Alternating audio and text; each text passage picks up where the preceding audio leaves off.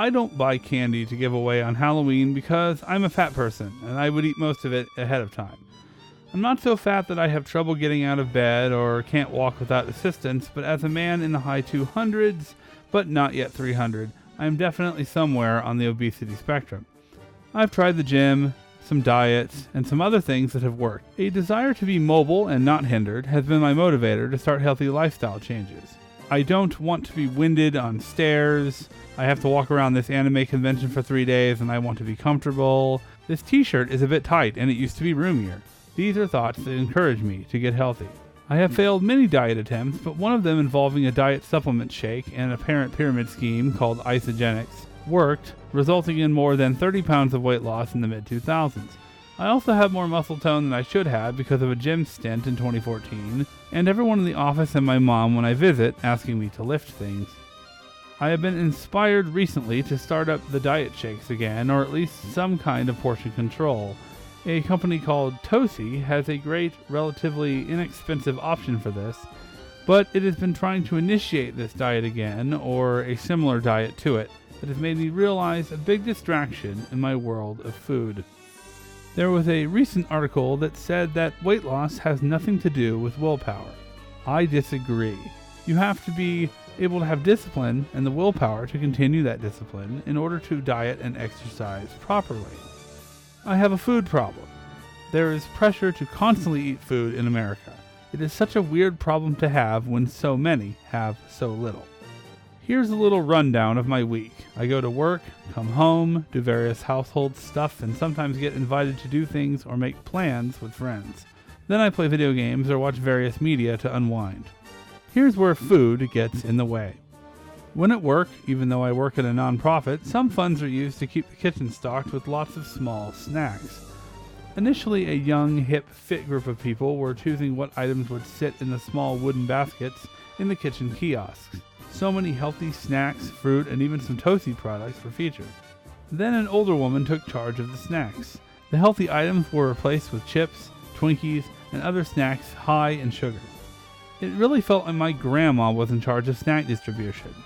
I always had one of those, "I'm sure you're hungry, you should eat more," growing boy kind of grandma. She was hospitable and cared for me, but I didn't always make healthy choices. After a giant Christmas lunch several years ago, I went into a back room to watch some TV. Not even an hour after becoming stuffed with food, my grandma found my hiding place and had brought me an ice cream cone. I accepted it because who is going to refuse a treat that your grandma made with love and care? Now, the office snacks are a variety of healthy and unhealthy, but I work nearby and walk through the kitchen several times a day to get to various parts of the office. It's a constant temptation. Also, my office has meetings all the time. It doesn't matter who has the meeting, there is always catered food and leftovers. Also, there are office parties, celebration of coworker milestones, and birthday celebrations where everyone gets showered with food. Sometimes it's too much, and even though I can avoid overeating too much at once, the constant presence of food can be overwhelming. A little bit here, a little bit there, and by the end of the day, you've got a stomachache and feel really bad about yourself. Although oftentimes at work, people will just offer me food. What is it about a heavier set person, especially a robust man like myself, that makes everyone think they can force their unwanted food on him? I have this extra cake and can't eat it. You can have it. I hear some variation of this all the time, and much like with my grandma, I don't want to not eat something delicious that someone's giving me for free. After work, I go home where I live next to a shopping center, which means I am within less than 10 minutes walking distance away from the following: Subway, Arby's, Pizza Hut, In-N-Out, Taco Bell, Del Taco, Chick-fil-A, McDonald's, Mod Pizza, 2 steak restaurants, a Red Robin, Dickey's Barbecue Pit, Chipotle, Baskin-Robbins, Dunkin' Donuts, and a movie theater food court. In 6 months, a Raising Cane's will be built next to the Chick-fil-A. Raising Cane's, where the standard chicken fingers meal with a soft drink is hovering dangerously close to 2,000 calories. I am surrounded by the fast food giants, so there is a constant temptation to take just a short walk and of course grab some over-advertised, unhealthy, yet somewhat appealing food.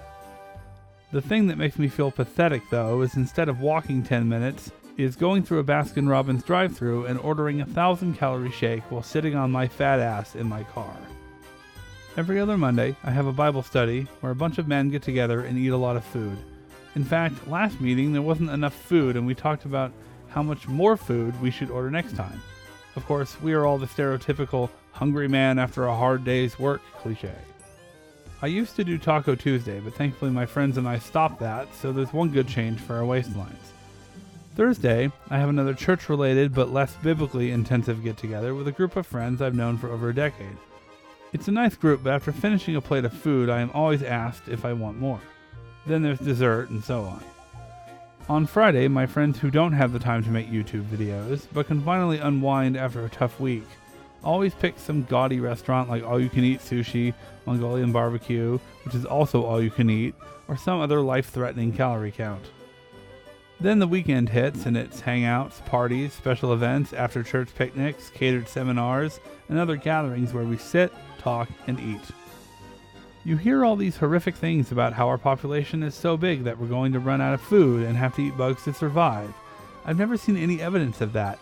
I live in the USA, and it's a country where fast food companies spend hundreds of millions to billions of dollars every year on advertising, where there is no shortage of food. In fact, people fast recreationally on purpose to get away from it. We have a food waste problem in our country and throw away perfectly good food because it didn't look pretty enough or had a minor cosmetic defect. What are you doing? Well, it had a hairline crack. I have such an abundance, I don't have to eat any that aren't perfect. Chipped edge. There are drive-thrus so busy that even at 11:30 at night they are flooded with cars. A salad can cost $8 to $10, but you can get 4 super greasy tacos from Jack in the Box for under $3. Every year we celebrate Thanksgiving and Christmas, 2 holidays where we do nothing but stuff our faces, using faith and family as an excuse. My willpower may be a bit on the fritz, and it's not entirely my fault. I have a long way to go to improve in this area, but I will have many unnecessary struggles because of this food problem. I can't be the only one. So this Halloween, when little entitled brats who forgot what trick-or-treat means show up at my house and demand that I help them start their journey to diabetes as early as possible, I'm going to say no to giving them candy. In fact, I'm going to say no to a lot of things. No, I will not eat that pack of Oreos from the kitchen. No, I will not eat that extra dessert after lunch or dinner. No, I will not be your trash compactor, work colleagues. No, I will not drive my car through a fast food restaurant after midnight. And no, I will not have seconds. It's time to take a stand. It's time to eat healthier and exercise more. It's time to say no to food temptations. Like I said, it's weird that I have to refuse food so often, but I want to be happier in the long run, instead of happy only for those few minutes during a meal. I have a food problem, and now I've lost my appetite.